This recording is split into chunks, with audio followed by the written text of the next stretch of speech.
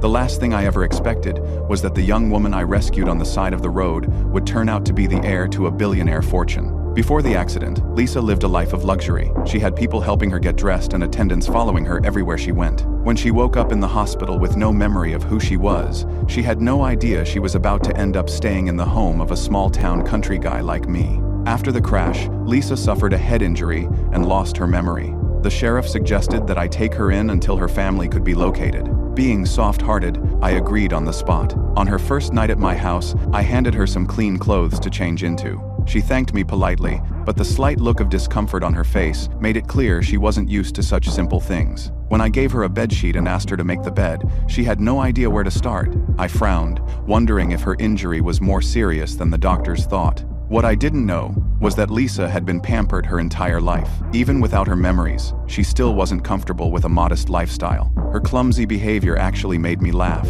The next morning, I decided to teach her how to make breakfast. Lisa was excited to help, but she dropped an entire eggshell and all straight into a pot of boiling water. My daughter stood there, staring in shock. Laundry day wasn't any better. Lisa poured an entire bottle of detergent into the washing machine, and before long, soap bubbles were overflowing throughout the house. She never meant to cause trouble. The truth was, she genuinely wanted to help, but everything she touched somehow turned into a mess. Not knowing who she was or where she belonged weighed heavily on her. Feeling lost and alone, she tried even harder to make herself useful, but somehow things only got worse. After yet another accident, I found her lying on the floor and rushed over to make sure she wasn't hurt. 2 full days had passed, and still no relatives had come looking for her. Lisa became increasingly discouraged. She started to believe her family had abandoned her and that she was nothing but a burden. I patiently reassured her and decided to take her into town to lift her spirits.